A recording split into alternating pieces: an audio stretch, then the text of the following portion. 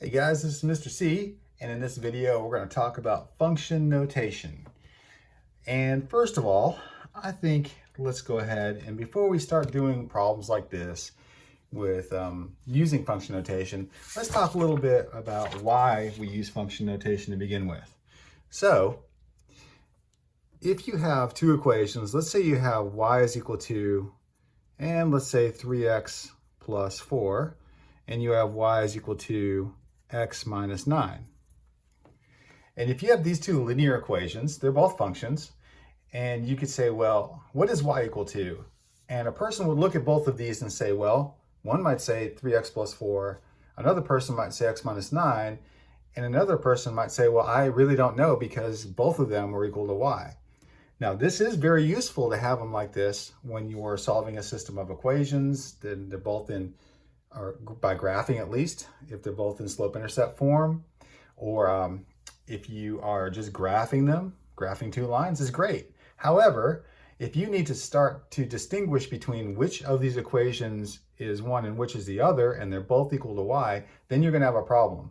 So, years ago, a guy named Euler, one of the most prolific mathematicians of all time, Euler said, let's use, instead of y, let's call that f. And then let's use f of x equals 3x plus 4.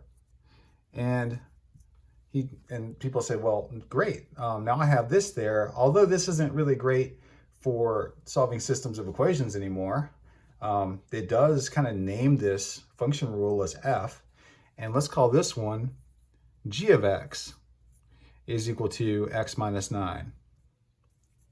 So what happens is now you have the same two functions, the same two lines. However, they now have different names. And now if I ask somebody what g of x is, now they can nail it down to just this one, and it's no longer equal to y anymore.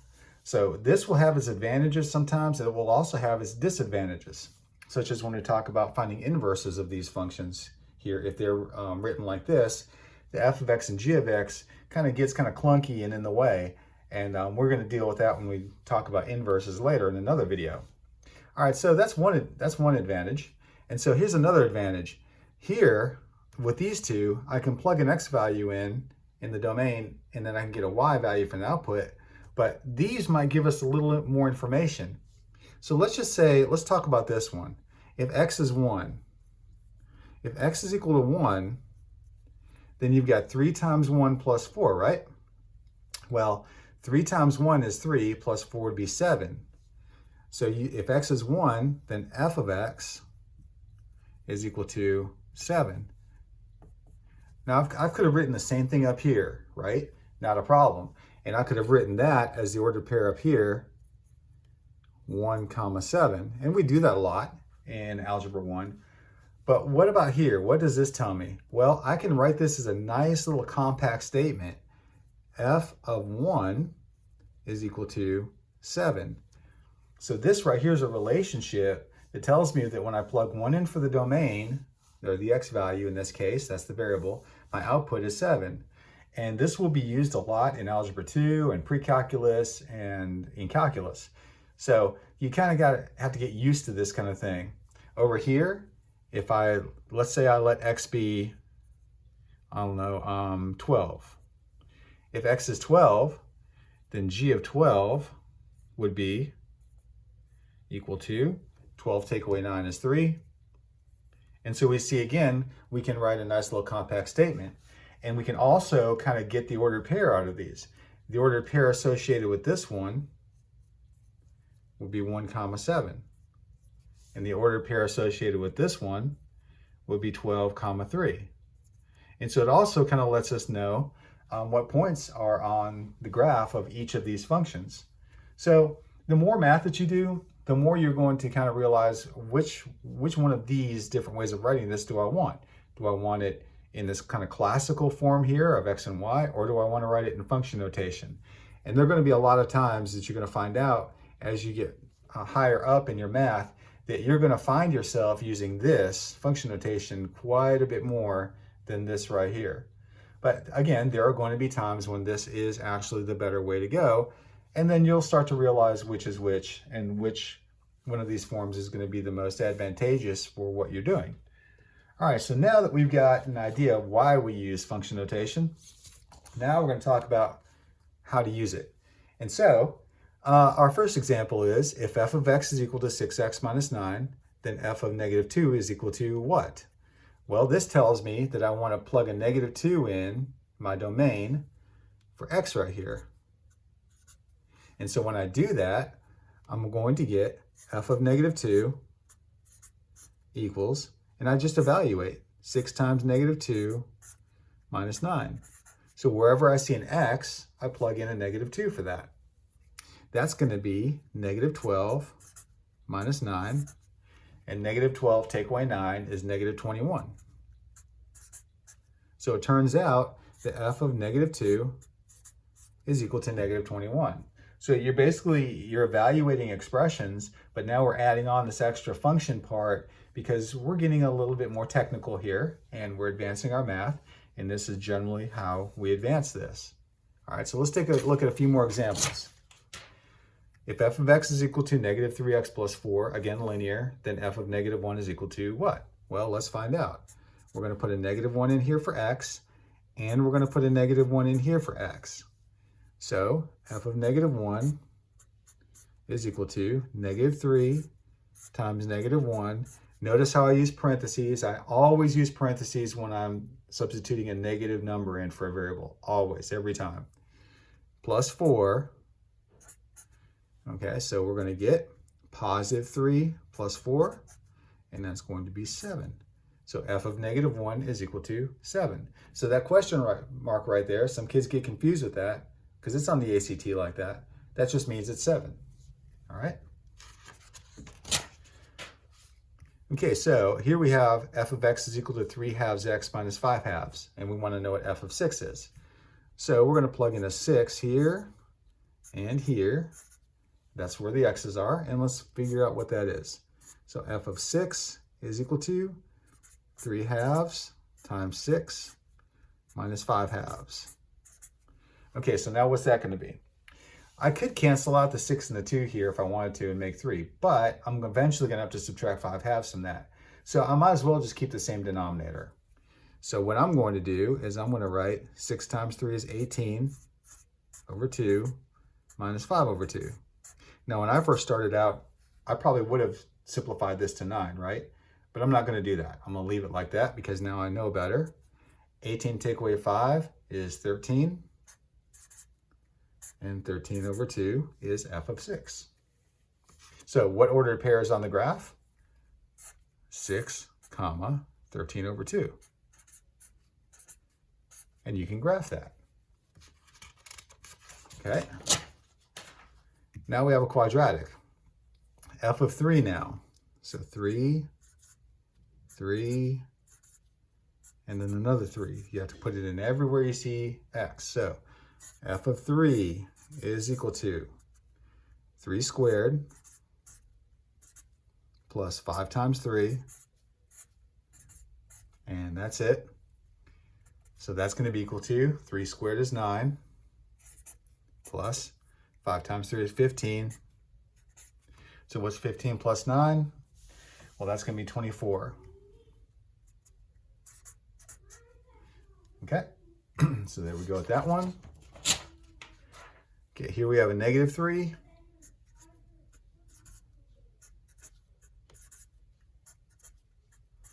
Okay, so f of negative 3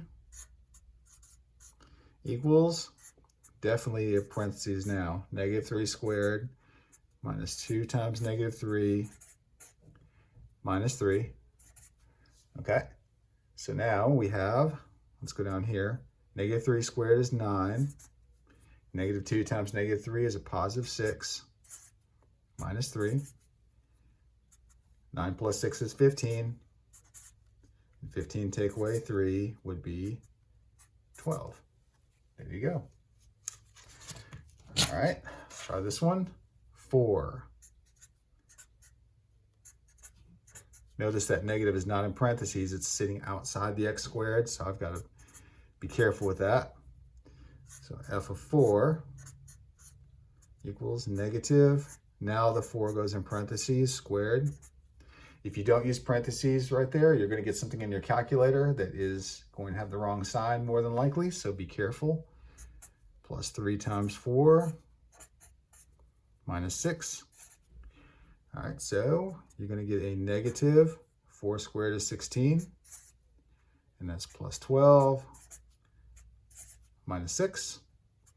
Negative 16 plus 12 would be negative 4 minus 6, and you get negative 10. All right. You're going to do this a lot too if your teacher has you make tables of values to graph functions, and they kind of force you to. A lot of them going to. This turns out to be very handy, and it's something you're going to do a lot. All right. Let's try this one, negative 1. So we're going to put a negative 1 here. We'll put a negative 1 there, and a negative 1. It's going to help a lot too if you're not, try not to get ahead of yourself or go too quickly. Just kind of take your time. So we have f of negative 1 equals, okay, that negative 2 is sitting outside. The negative 1 is inside the parentheses when I substitute in for x squared minus a negative 1 plus 5. I've given students problems like this before in a class of say 25 kids, and I might get 10 answers back that are all different. It happens all the time. And really we're doing nothing more than the order of operations. So let's take it easy here. First thing I'm going to do is square that negative 1. So it's going to be positive 1 times negative 2 is negative 2. Negative negative 1 is positive 1, still plus 5. Negative 2 and 1 make negative 1 plus 5, and you get positive 4. Okay, another quadratic, negative 2 this time.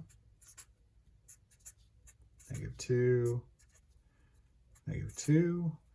So f of negative 2 equals 3 times negative 2 squared plus negative 2. That's really going to be just a minus 2, isn't it? So instead of writing plus negative 2 in parentheses, I'm just going to write minus 2 if that's okay. Then plus 8. And you can do that anytime. You know what's going to happen, and you can save yourself a step. All right, so negative 2 squared is positive 4 times 3 is 12. All right, 12 minus 2 is 10. And then 10 plus 8 is 18. Okay, that's it. These can get a little more challenging if you have fractions. Don't worry about it if you get fractions. It's going to happen. It's no big deal. Let's try this one. So we're going to put a 2 in here. We're going to put a 2 in there and a 2 in here. All right, so here we go. F of 2 equals 1/3 times 2 squared minus 2/3 times 2 plus 5/3. So why did I do all that and I didn't simplify as I went like from the first step? Because I've now got fractions in there. I've got things being squared, and I have a habit, if I'm working too fast, to overlook things, and then I'm going to get it wrong. So when I know that's going to happen, I slow it down and I just show more work. So here I have 1/3 times 4. Plus, if I do that for students, I lose them like in one step, and then they're just lost. And then the rest of it is just, they're not even going to listen to it. Okay, let's talk about this one. 2 times 2/3 is going to be 4/3. 2 times 2 is 4/4. So I can do that. Minus 4/3 plus 5/3. Okay, so now 4 times 1 is 4. So I have 4/3 minus 4/3 plus 5/3. Well, these two guys are going to cancel out because 4/3 take away 4/3 is 0. And so my final answer should just be 5/3. Now that's not going to be easy to graph. So on this quadratic here, this parabola, I've got the ordered pair 2, 5/3, right? And that's going to happen. You're going to get fractions like this, and you just have to estimate it on the graph when you graph it. But it's very common to have a vertex on a quadratic that looks just like this, and you just have to kind of estimate it and get as close as you can. And 5/3 really wouldn't be too bad. All right, let's try another one. And of course, the numbers are going to get bigger. Okay, you're going to see a lot of this when you get to problems that are real world problems with gravity and projectile motion. So the -16 is going to represent the pull of gravity down to Earth. This middle number usually represents the feet per second that the object was launched at. And then the 96, the constant, usually is going to represent how high it was, or it's usually positive. I don't know how it could be negative unless it's below sea level, or in the ground. But this is going to represent how far above the ground the object was launched. So that's just a little background information there. You'll see a lot of those, especially in Algebra 2 and physics. All right, so let's see how this works. So we got -3, -3, -3. All right, so when the numbers get bigger, it's okay. You don't have to sit there and memorize all of these products and do all that. We can use a calculator, that's no problem. So, and I've done a ton of these. So even though I might know a lot of those, I'm not going to assume everybody does. So f of -3 is equal to -16 times, let's do this. -3 squared is going to be 9, isn't it? Okay, so we can do that. 16 times 3 is 48. And so they're both negative, and so that's going to be a positive 48, right? And then you get a plus 96 at the end. Okay, so now that's not really that big of a deal, because now all I've got to do is just multiply these together. So 9 times 16. And so if you know what 9 times 16, that would be great. And that's just going to be 144. And it's negative plus 48 plus 96. Okay, so now you've got a negative 144, and you're going to add a 48 to that. And so you get a negative 96 plus 96. And it looks like our answer is 0. So that's interesting that you got 0 back. In the real world, what that would mean is that if this was modeling some kind of projectile motion at -3 seconds, you got 0. And you can't go back in time to get 0. So that would be one of the solutions, but it wouldn't be one you'd present, because you're going back in time. So hopefully there will be another number here for the one that represents the one that's forward in time. And so that's just a little background information for when you get to these problems at the end of Algebra 1 and in Algebra 2. All right. Okay, so now we have a fraction. Of course, you have to have those. So f of 3/2, where do you see these at? You see these mostly on end of course tests, right? Sometimes teachers give them to you in class, but most of the time you open up your EOC and that's what you get. 3 times 3/2, then plus 2, all right. Okay, 3/2 squared, 9/4. Okay, minus 9/2 plus 2. What I usually do right here is I try and get a common denominator right away. So I like the 9/4, but 2 times 2 is 4, 9 times 2 is 18. So I'm going to rename that as 18/4. And what about the 2? That would just be 8/4, right? Because 8/4 is equal to 2. Anytime I need to figure that out with a constant, I just multiply those together. The denominator I want times the constant, and that's going to be my numerator. 4 times 2 is 8, right there. All right, so where are we at? 9 minus 18 is negative 9/4 plus 8/4. And then negative 9 and 8 make negative 1. And so there you go. You got negative 1/4 there. Let's move on. Okay, so here's some other functions.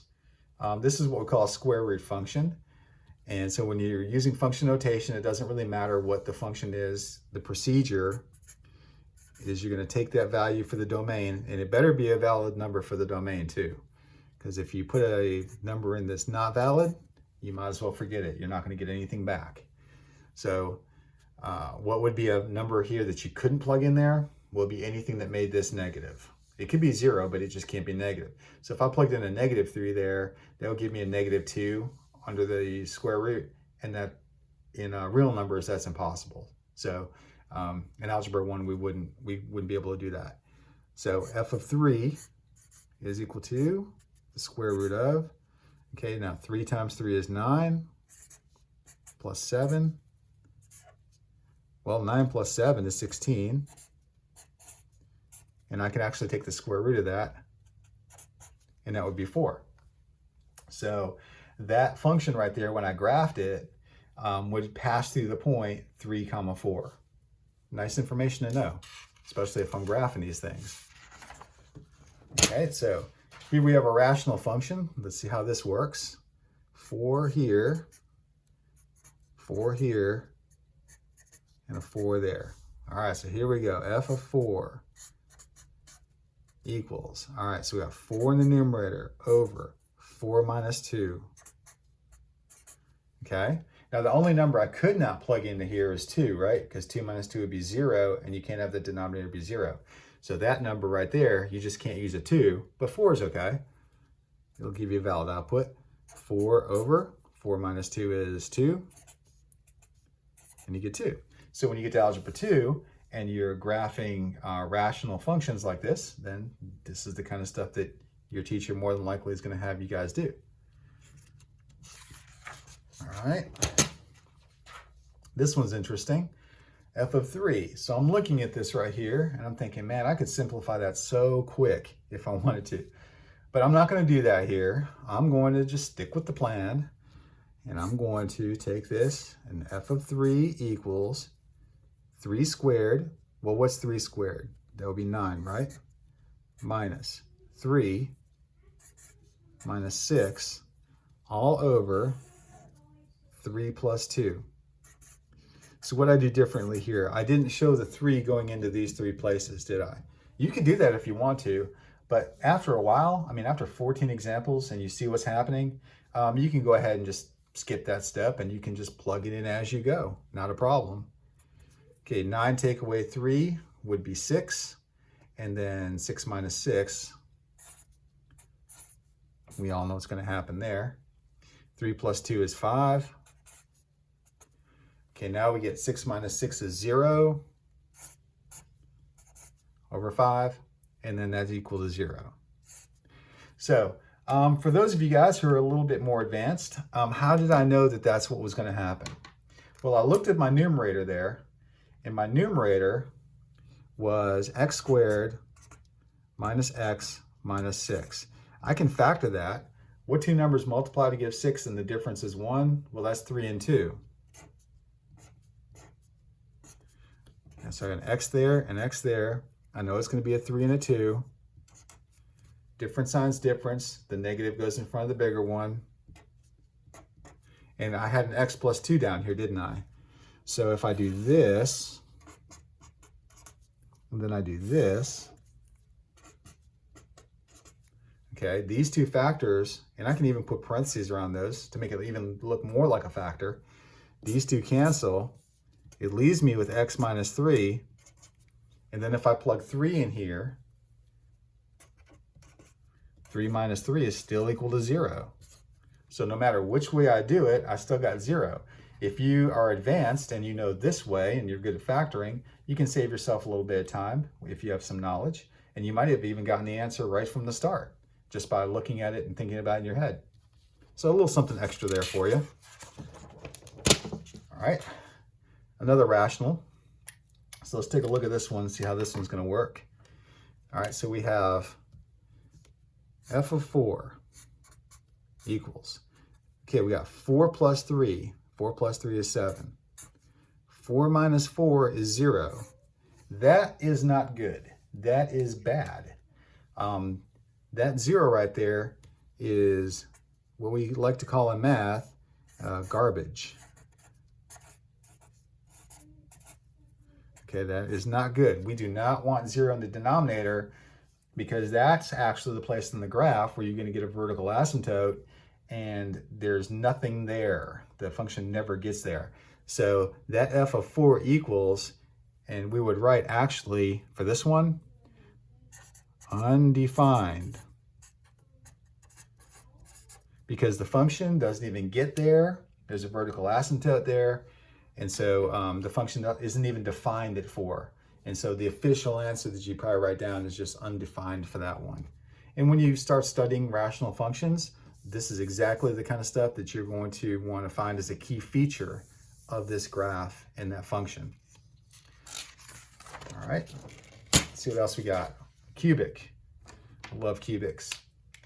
Okay, so let's plug in a -1, see what happens. -1, -1, -1. All right, f of -1 equals x cubed. What's -1 cubed? What's -1 times -1 times -1? I think it's -1. -1 times -1 times -1 is still going to be 1, and it's still going to have an extra negative on it. Minus minus is going to be actually a plus, and that equals 0. So what does that tell me? What does that tell me? -1, 0 is on the graph of that function. That tells me that when I start graphing this thing and I start sketching a graph of it, it's going to have an x-intercept at -1. It's going to pass through the x-axis at -1, 0. And that's a key feature of that graph right there. So the places where it's equal to 0 are going to be highly sought after. You'll find that out too. And with a cubic function, you'll always get at least 1 where it will pass across the x-axis.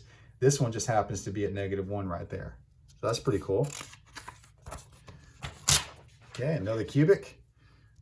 This time we have 2. So let's see here what happens. 2, 2, and 2. And another one, 2. All right, so my work's cut out for me. F of 2 is equal to, okay, what's 2 cubed?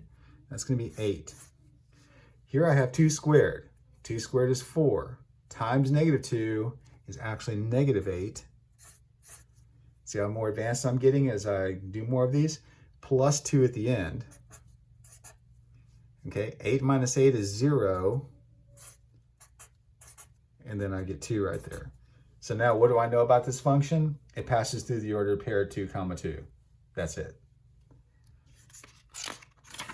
Okay, now I have a 4th degree polynomial function, and I have a -2 right there. So I'm going to plug in a -2 here and a -2 here. Okay, so now what do I get? F of -2 equals -2 to the 4th power is -2 times -2 times -2 times -2, right? Well, let's think about that. -2, -2, -2, -2. Okay, these two, if I multiply them together, are going to give me +4. These two, if I multiply them together, are going to give me +4. 4 times 4 is +16. So therefore, I'm going to get 16, take away 16, and that's equal to 0. So again, for this quartic, we call that 4th degree polynomial function, I'm going to get the function passing across the x-axis at -2, 0.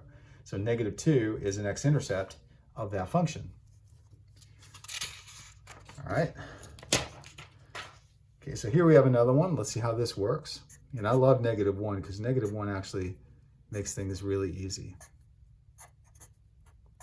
Okay, so I'm going to make my life even easier now. A -1 is basically a sign flipper.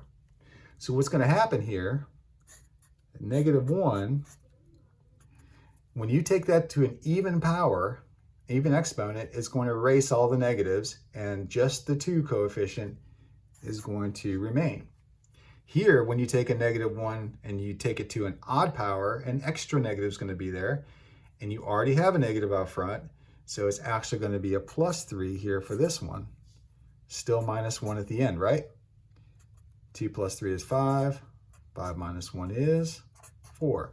So the more knowledge you have and experience, you can make your life a lot easier, especially when you have ones and -1s here. It just makes it really easy to evaluate these functions.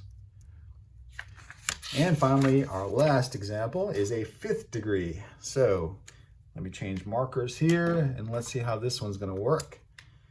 Okay, so let's try this one right here. 2. Okay, so we got 2, 2, 2, 2, and 2. This would appear probably in most Algebra 2 or pre-calculus, but it wouldn't surprise me if they put it on the EOC and they claimed that this was just a function notation problem. Okay, it wouldn't surprise me. So f of 2 equals, all right, 2 to the 5th power. Hopefully you know what that is by now. That's 32. If you don't, multiply 2 by itself 5 times. 2 to the 4th power is 16. 2 to the 3rd power is 8. And 2 squared is 4. All right, so let's see. 32 take away 16 is just going to be 16. 16 take away 8 is 8. And 8 take away 4 is 4. So now you know that this function right here, this nasty looking 5th degree, we call that quintic, passes through the point 2, 4, and you can at least graph that point on there. So hope this helps a little bit with your function notation, and hopefully this makes your life a little easier. Remember to like and share and subscribe to my channel, and we'll have some more videos out to you guys soon. All right, we'll see you guys. Bye.